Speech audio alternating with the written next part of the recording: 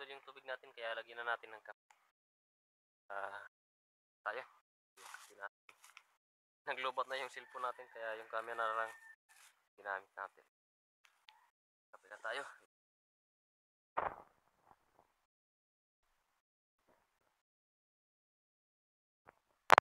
Paso.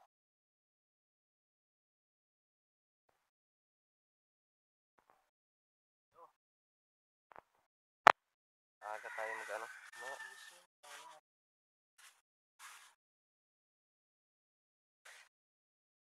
Tinapay na. Butang talindigan. Pero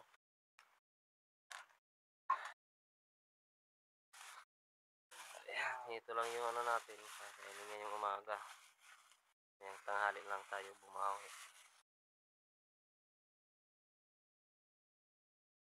Napay.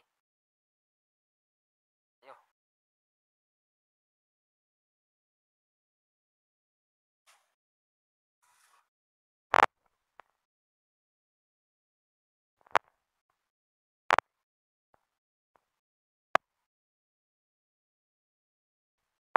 Yan, bali tapos na kami mga idol magkape. Mag-ready na rin kami. Base na kami para mapunta na tayo dun sa spot na tuwanaan natin. Pasikat na yung araw. Mag-ready na tayo. So yan mga idol, bali tapos na tayo mag-ready. Gamit tayo charge. Let's go para mas maaga tayo na punta dun. Dito tayo dadaan. Bang-abang lang tayo dun sa dagat. Let's go! Yan, good morning mga idol. Alas 6:01 na. Umaga. Bali dito na kami. Dito na kami bababa. Umuulan. Lakas ng ulan.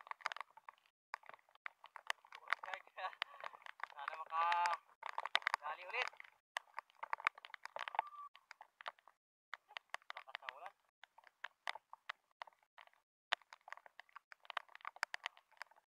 Kakayanin pala yung yan, bali asabi lang tayo.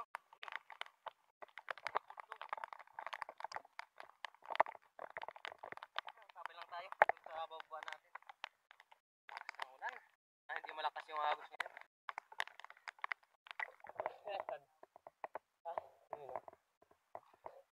Hidra tayo idol.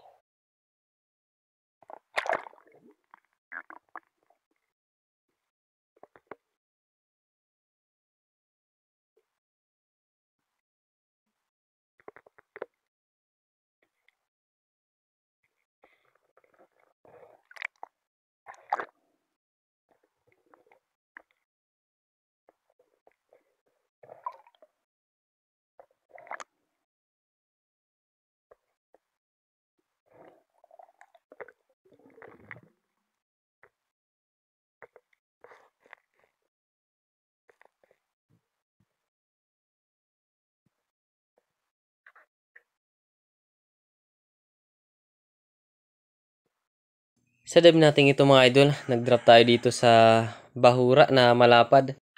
At dito mga idol, pababa pa lang tayo. May nakita na tayo na isang surahan. Kaso hindi natin ito pinana. Naisip kasi natin baka dun sa nakita natin na grupo ng mga blue spine unicorn. At dito malayo pa mga idol yung mga blue spine unicorn. Nakita na natin ito na palapit sa atin. Kaya tumarget na tayo ng isa.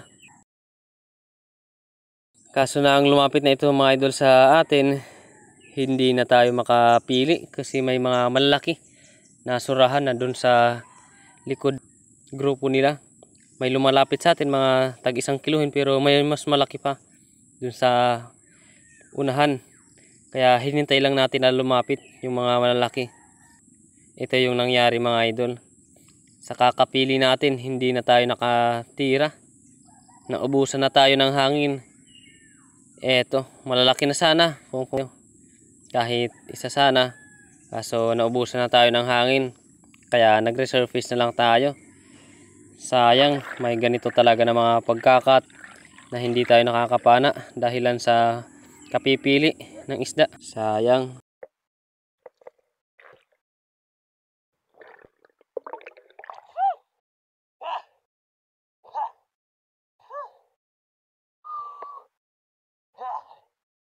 At ito na yung last dive natin sa morning dive natin mga idol. Kasi tanghali na rin, kailangan na namin umahon para kumain at babalik hapon na pamamana namin. Wala tayong nahuli pero okay lang kasi safe naman tayo na nakaahon.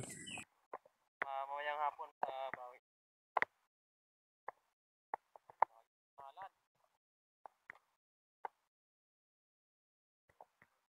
Ayos na rin kahit papano nakahuli si Bro Richard. Wala talaga tayo nahuli. Hindi man lang natin na kapatama yung ating pana sa isda. Mabawin lang tayo, baka mamayang hapon makahuli tayo. Pagkatapos namin mga idol pumunta sa barracks namin at kumain, agad bumalik para mamana ulit. So yan mga idol, huli yan tayo, second dive natin. Hapon na, alas 2:27 ng hapon. Sama ulit natin si Kuya Daryl. So dito kami bababa, may maalon na parte. Sa timing lang tayo, nalumit yung alon, tapos gano'n tayo nalulusog. Abangan lang natin. Timing lang tayo. So malaki talaga yung alon dito. Go.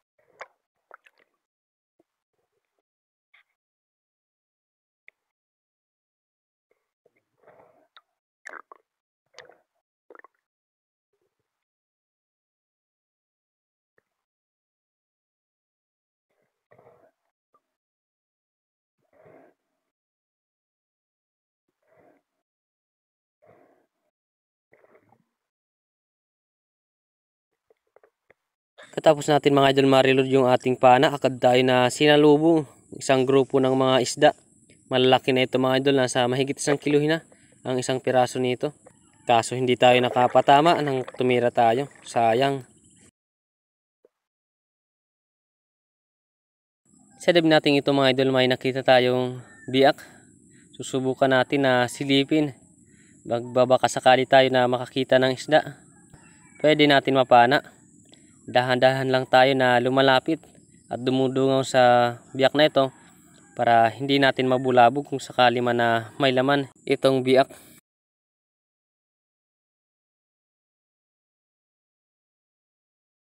Kaso pag dungaw natin mga idol, wala tayong nakitang isda, kaya para-surface na sana. At pagtingin natin sa kanan bahagi natin, may nakita tayong malaking oriental sweet lips, kaya dinerecho na lang natin, kaya pa naman ang hangin natin. Palapit na talaga tayo, kaso ito yung nangyari. Timing na pagkalabit natin, paalis yung sweet lips, kaya hindi natin tinamaan. Sayang, pag ayaw talaga ibigay sa iyo mga idol yung isda, hindi talaga papahuli sa iyo. Wrong timing yung kalabit natin, sayang. Dito mga idol, susubukan ulit natin na sumilip sa biyak na ito. Ito kasi yung nakasanayan natin na strategy sa pamamana. Kaya dito, habang palapit tayo sa biak, may biglang sumulpot na 2 peraso na spotted snapper. Kaya ito na yung tinarget natin. Good size na rin ito. Thank you Lord at tinamaan natin. Ayos na rin kahit papano. Huli na rin tayo. Pwede na rin ito mga idol na pangbenta.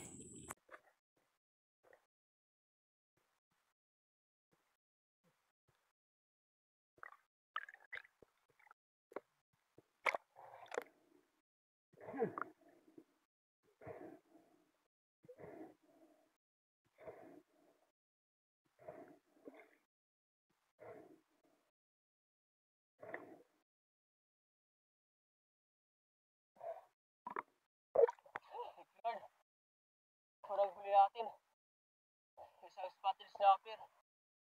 Thank you Lord. So dito na tayo, napakalakas kasi ng agos dun. Marami sanang malaking isda, kaso tayo makapurma, malaking agos. Thank you Lord.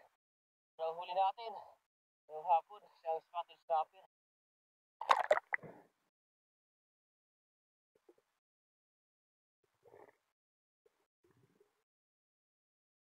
Sa dive natin ito mga idol, may tinuro sa atin si Richard na isang bigay emperor, malaki-laki na daw. Kaso nasa malalim na, kaya tayo yung pinasisid. Kaya dito agad tayo na bumaba. At eto nga Emperor. Medyo may pagkamamo mga idol. Nagpahabol nga lang ng konti pero huminto naman ito nang makababa na tayo. Kaya agad na natin ito na tinira. Thank you Lord at tinamaan natin. Medyo mailalim nga lang yung patama banda sa may buntot. Kaya alanganin yung ating patama. Baka makapunit ito.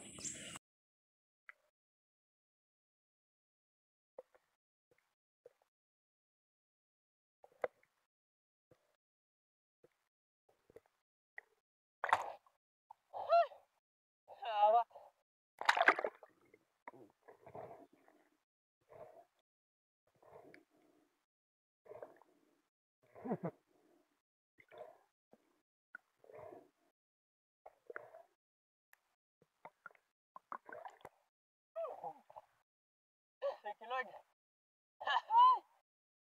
Buti lang bumalik. Kaya lalim na rin. Nandun na tayo sa ilalim ng bangura. Thank you Lord. Tama na natin. Bali si Bro Richard yung nakakita nito. Kaso umalis daw. Kaya tayo na lang yung pinasisid. Ito lang napana natin.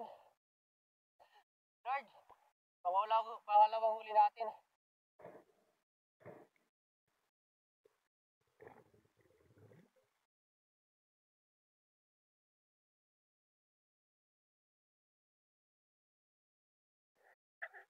Sa dive natin ito mga idol, nag-drop tayo dito sa may malalim na bahura.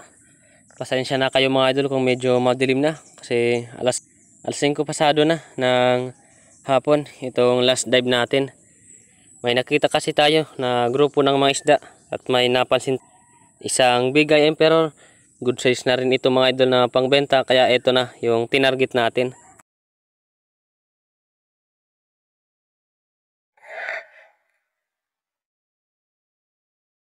Thank you Lord at tinamaan natin. Pag ibibigay talaga sa atin yung isda, kahit madilim na, tinatamaan pa natin.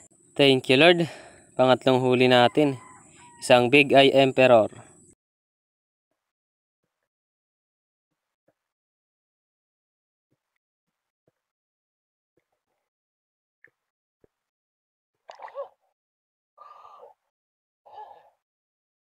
Malagatan yung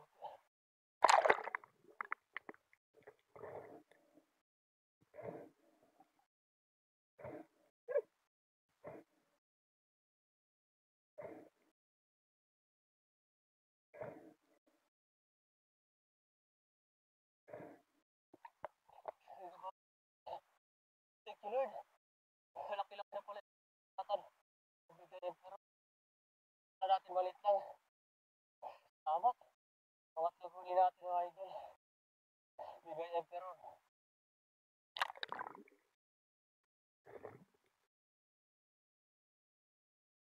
Katapos natin mga idol ma-secure ang isda na ito, agad na tayo na pumunta sa mababaw na parte para umahon na tayo. Ay mga idol, bali, ahon na tayo.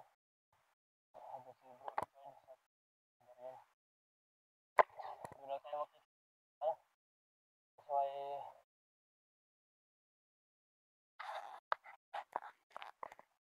So yun mga idol, bali, ito na lahat yung mga nahuli namin. Ito lahat yung nahuli natin. Dalawang big eye emperor, isang spotted. Ito naman yung huli. Merang klaseng ilang, danoy na huli rawon.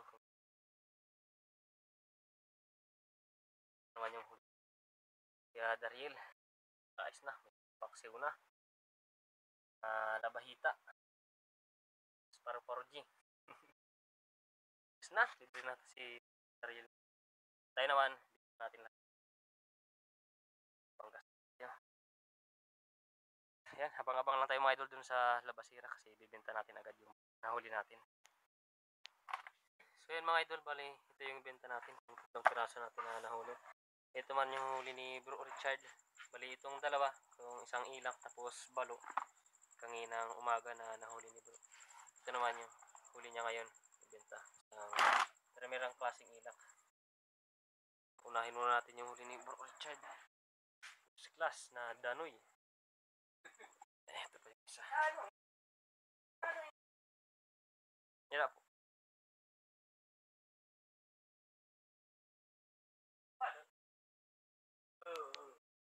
1 on 1 point. balo naman. Balo. Needle fish. Balo ni bro.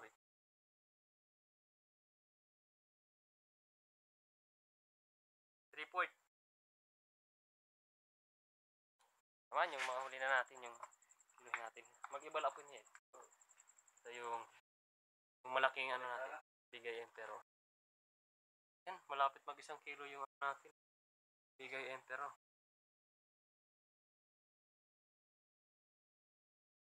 Ay, 1 kilo yung dalawang bigay pero natin. 3 piraso natin na isda. Lapos yung 2 kaguhit. Na. Higit 1 kilo tayo na ibenta ngayon. Bali, mamaya pa natin kukunin yung bayad kasi wala pa dito yung magbabayad sa isda natin. Doon pa sa lalawigan. Kaya babalik lang tayo dito. Let's go! So yun mga idol, bali ito lahat yung kinita namin. 842. Bali ito yung kinita ni Bro Richard. 417. Sa atin naman, 425.